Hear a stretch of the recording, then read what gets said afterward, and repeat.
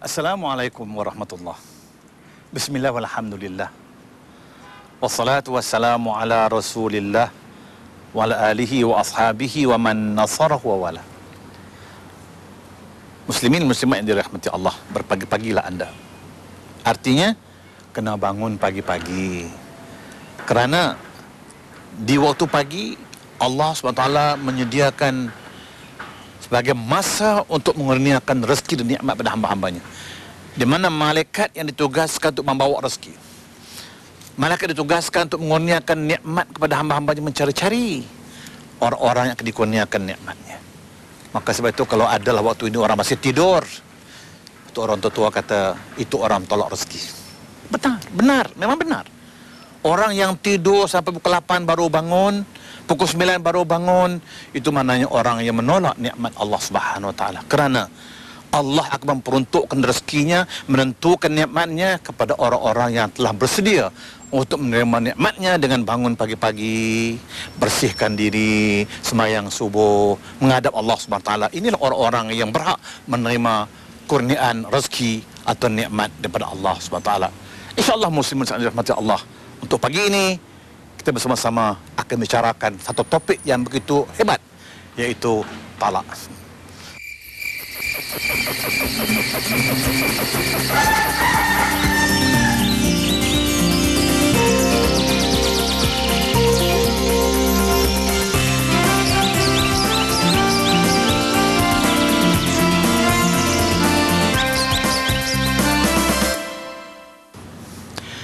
Muslimin muslimat yang dirahmati Allah, bila mana kita bercakap soal talak, mungkin kita sering kali dengar perkataan ini, talak.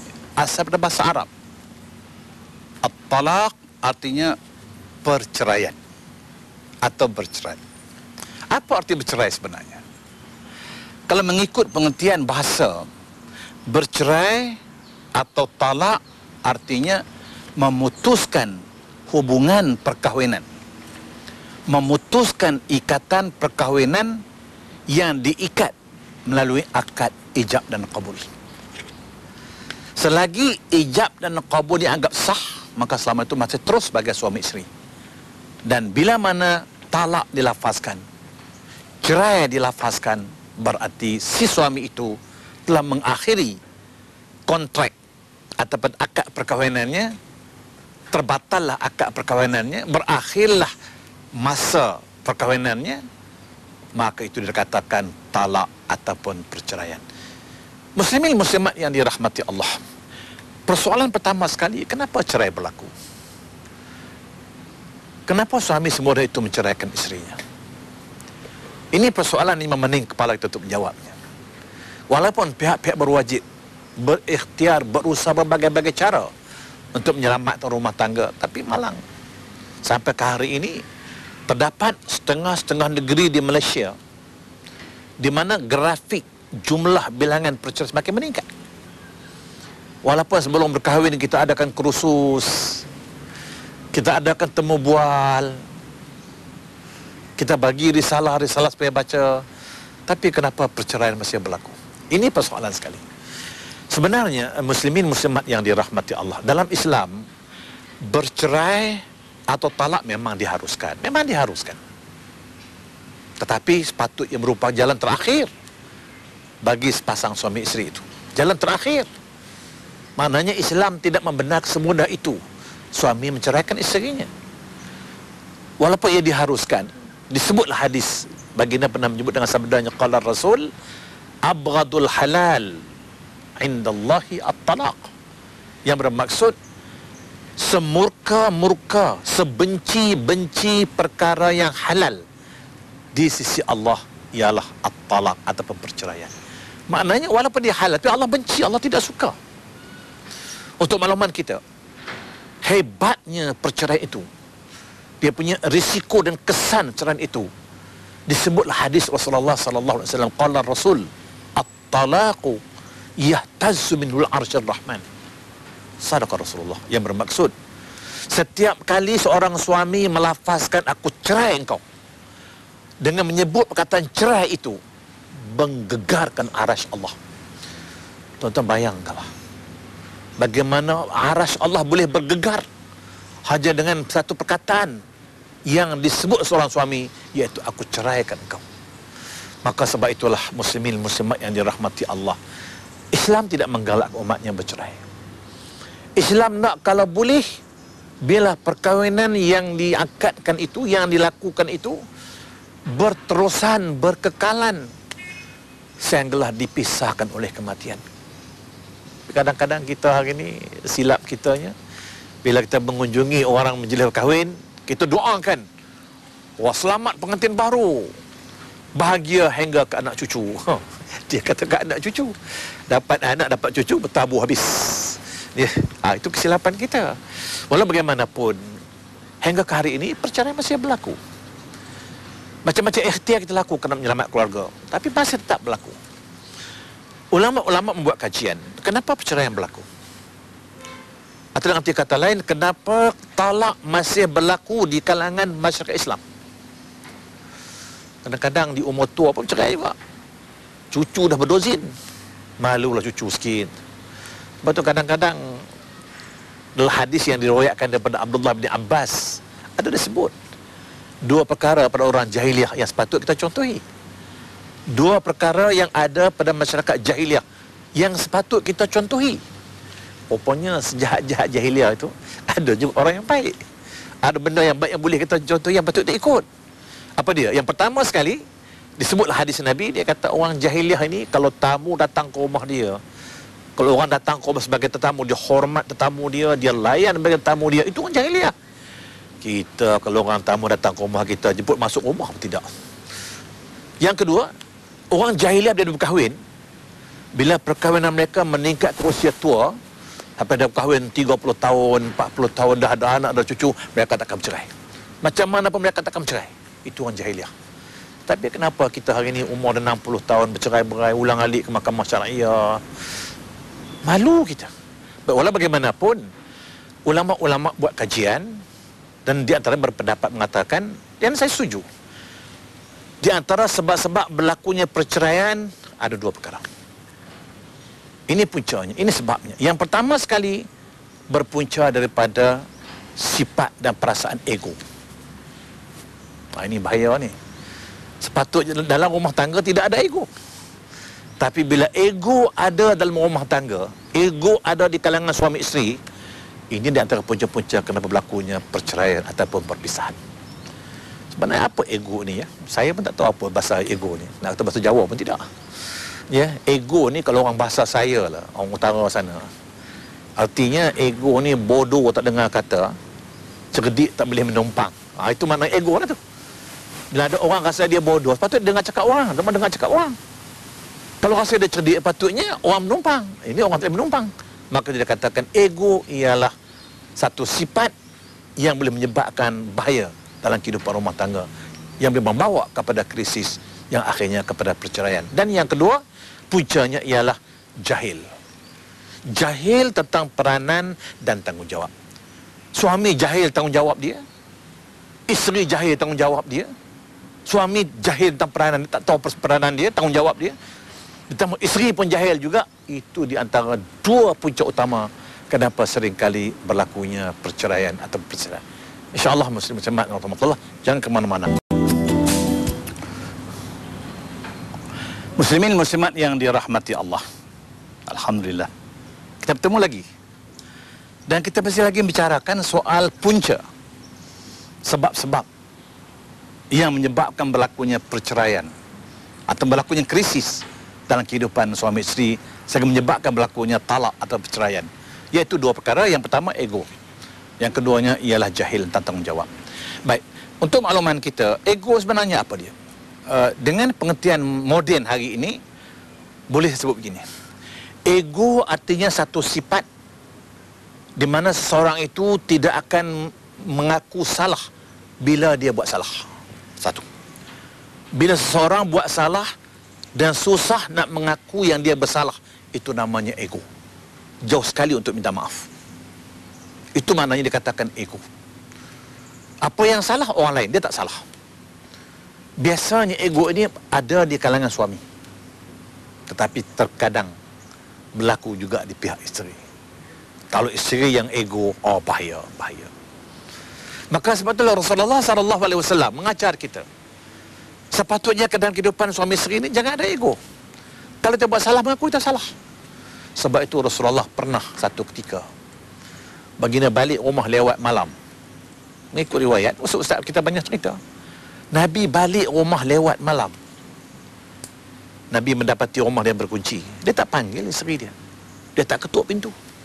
Dia tak mau ganggu isteri yang sedang tidur. Walaupun ada ustaz kata Nabi ketuk pintu, sebenarnya tidak. Hadis ada menyebut dalam sebuah hadis qala Rasul, diriwayatkan kana la yatruqu ahlahu lailan. Nabi udah balik lewat malam, dia tak ketuk pintu rumah dia. Maka Nabi tidur depan pintu rumah. Bila Nabi tidur depan pintu rumah, pagi besok Aisyah bangun. Aisyah nak ke masjid, buka pintu, tengok Nabi sedang tidur depan pintu. Aisyah ketakutan. Sebab mungkin dia nyangka dia bersalah. Mungkin Nabi panggil dia, dia tak dengar. Saya menyebabkan suami tidur depan pintu. Bayang kalau kita isteri macam mana. Suami tidur depan pintu, siap, tunggu penampak sebiji kena orang. Tapi bila Nabi sedar, Aisyah kata, ya Rasulullah, maafkan saya Rasulullah. Maafkan saya. Berulang kali dia sebut, maafkan saya, maafkan saya. Apa Nabi jawab? Apa Nabi buat? Nabi kata, ya Aisyah, kamu tak payah minta maaf. Sebab kamu tak bersalah. Yang bersalah aku. Maka sebab tu aku minta maaf ya Aisyah. Nabi minta maaf. Subhanallah tuan-tuan. Dalam kisah ini, Aisyah menyangka dia salah. Mungkin dia tak buka pintu, tak sedar, tak jaga. Mungkin. Tapi Nabi kata, ya Aisyah, kamu tak salah, yang salah aku. Apa salah Nabi? Nabi balik lewat. Rupanya tuan-tuan, kalau suami suka balik lewat, salah tu. Bila salah, kena minta ampun, minta maaf kat isteri. Tapi hari ni mana ada suami minta maaf? Jangan haraplah. Tak ada. Itu ego. Itu yang dia katakan ego. Apa salah kita buat salah, kita buat silap? Minta maaf. Selesai masalah. Tapi dia kena ego. Tak ada. Okey, itu pertama ya. Dan yang kedua, berpunca daripada jahil. Isteri tak tahu tanggungjawab dia. Suami tak tahu tanggungjawab dia. Suami tak tahu apa sepatutnya dia buat. Isteri tak tahu apa dia buat. Maka inilah punca-punca yang menyebabkan rumah tangga kucak kacir. Dan akhirnya, bila dah kucak kacir, maka orang Melayu kata retak menunggu belah. Bila retak menunggu belah, hanya tunggu saat saja di mana suami akan berkata, aku cerai engkau. Kadang-kadang kalau cakap aku cerai engkau tak apa. Dia kata aku cerai engkau talak 1000 pun ada. Takkanlah kerana sikit itu bercerai talak 1000. Mana ada Islam benarkan talak 1000? Talak 3 aja yang ada. Berarti bila talak 1000, dia terhutang dengan Allah 997 talak lagi. Mana nak bayar? Baik, walau bagaimanapun tuan-tuan muslimin dirahmati Allah. Ingat, Islam tidak mengendaki berlaku perceraian dalam rumah tangga. Kalau boleh, perkahwinan berakhir dengan perpisahan kematian. Mati memisahkan mereka. Kalau tidak, ya. Baik, walau bagaimanapun lah hadis Nabi ada menyebut qala Rasul tanakahu tanasalu. Dalam hadis Nabi kata tazawwaju wala tutaliqu, yang bermaksud berkahwin jangan bercerai. Tazawwaju berkahwin, wala tutaliqu jangan bercerai. Habis tak nak cerai macam mana? Maka sebab itulah pertama sekali saya kata suami berperanan. Suami berperanan bagaimana nak menyelamatkan rumah tangga daripada perceraian. Allah sebut dalam surah An-Nisa ayat 34. A'udzubillahi minasyaitonirrajim. Wallati takhafuna nushuzahunna fa'izuhunna wahjuruhunna fil madaji' wadribuhunna. Fa in ata'nakum fala tabghu 'alaihinna sabila innallaha kana 'aliyan kabira. Sadaqallahu azim. Yang bermaksud isteri-isteri yang kamu bimbang akan berlaku nusyuz, akan berlaku durhaka, akan berlaku keingkaran, maka bertindak segera wahai suami. Apa nak buat? Yang pertama sekali, nasihatkan mereka. Ini Allah kata, bukan saya kata. Isteri-isteri yang kamu dapati curang, durhaka, ingkar, nusyuz, nasihatkan mereka. Kalau nasihat tak mau dengar, nasihat pun dia buat tak kisah, kita nasihat dia, alah, tak heran, kata dia. Maka tindakan yang keduanya, pulaukan mereka. Tinggalkan mereka di tempat tidur. Kalau ini pun tidak memberi kesan, maka pukullah mereka dengan pukulan yang tidak mencacat cederakan. Lepas itu, fa in ata'nakum, kalau isteri kembali taat kepada kita, patuh kepada kita, hormat kita, fala tabghu alaihin sabila. Jangan sekali-kali suami itu mencari jalan lagi, mencari helah lagi dia untuk menyusahkan isteri mereka. Maka sebab tu suami-suami kena faham tanggungjawab mereka demi untuk menyelamatkan rumah tangga daripada wabak perpisahan maupun perceraian. Betul selepas ini jangan ke mana-mana, insya-Allah. Muslimin muslimat yang dirahmati Allah, kita bertemu lagi. Jangan ke mana-mana. Sebab kita akan bincangkan lagi masalah talak atau perceraian demi untuk menyelamat rumah tangga kita daripada mengalami wabak perceraian atau perpisahan. Muslimin muslimat yang dirahmati Allah, melalui ayat yang saya baca tadi jelas menunjukkan kepada kita bahawa Islam meletakkan satu tanggungjawab khusus kepada suami untuk menyelamat rumah tangganya. Karena suami dianggap sebagai nakhoda bagi sebuah bahtera yang sedang berlayar. Jadi kalau saya sebagai seorang nakhoda yang sedang membawa bahtera di lautan yang luas, mana ada lautan yang tidak berombak dan bergelombang? Maka sebab itu sebagai nakhoda dia kena pandai. Dia kena pandai macam mana nak melayarkan bahteranya. Jangan setiap kali dilanda ombak, dilanda gelombang, bahtera pun terjun dengan bot kecilnya bawa diri. Bagaimana bahteranya? Bagaimana penumpangnya? Bagaimana muatannya? Maka sama dengan rumah tangga. Maka sebab itulah tanggungjawab suami pertama sekali bila dia menyedari krisis berlaku dalam rumah tangganya. Maka sebab itu ulama-ulama kata tanggungjawab suami yang pertama sekali, saya tekan suara sikit tu, yang pertama sekali, cari punca-punca kenapa krisis rumah tangga berlaku. Kalau dia mula mendapati isterinya bersifat macam dingin, tak nak hormat dia, tak nak layan dia, itu krisis lah tu. Maka suami jangan diam, jangan biarkan. Cari punca kenapa.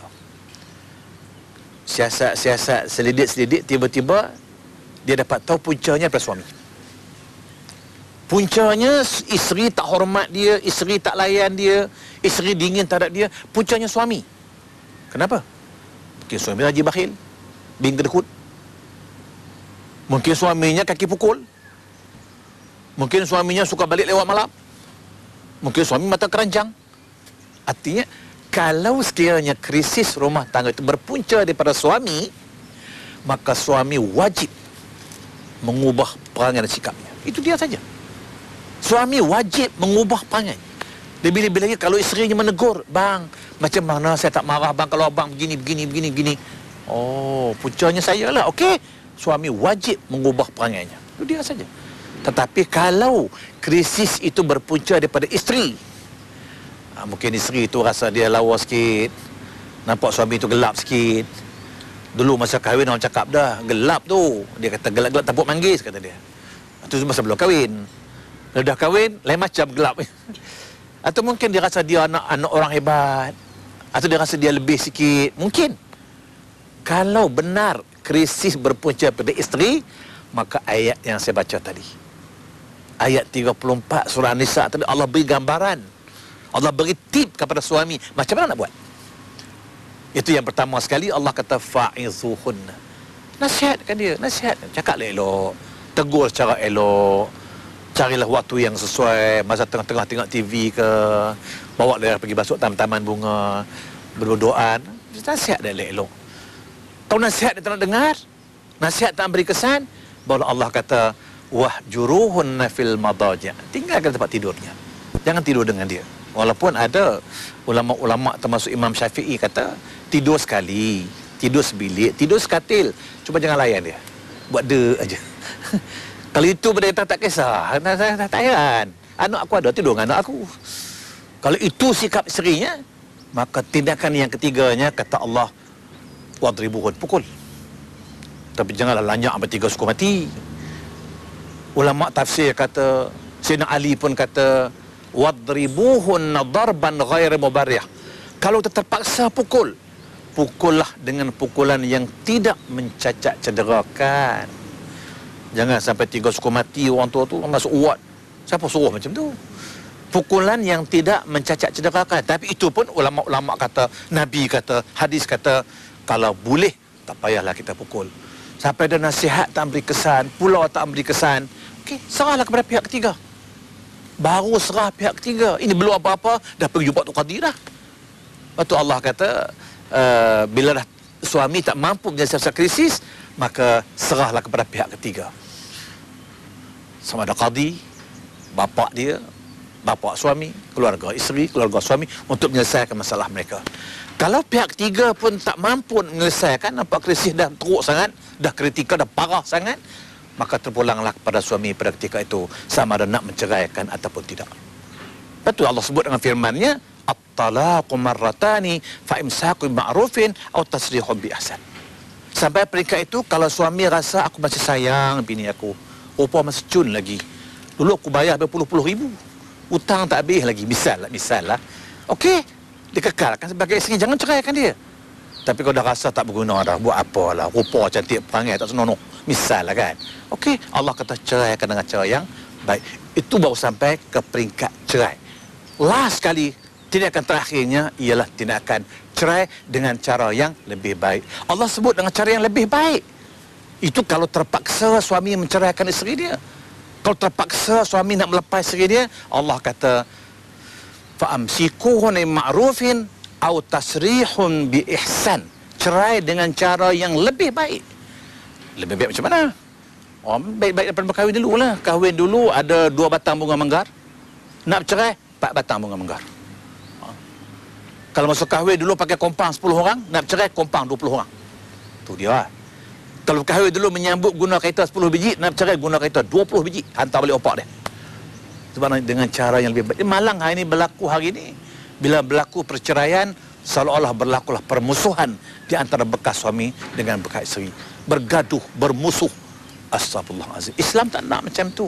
Perceraian bukan berarti permusuhan. Perceraian tak lebih sekadar mengakhiri ikatan perkahwinan, habis. Berarti dia bukan lagi isteri saya bukan lagi suami dia. Tetapi kalau mereka sudah ada anak, ingat, hubungan kekeluargaan masih terjalin. Anak masih ada. Kalau anak-anak saya berbapa, okey, dia boleh datang kepada saya. Kalau anak-anak mak dia, okey, saya boleh hantar pada mak dia. Maka itu dia katakan at-talaq ataupun perkahwinan. Tapi walau bagaimanapun, Islam tidak mengendaki perceraian.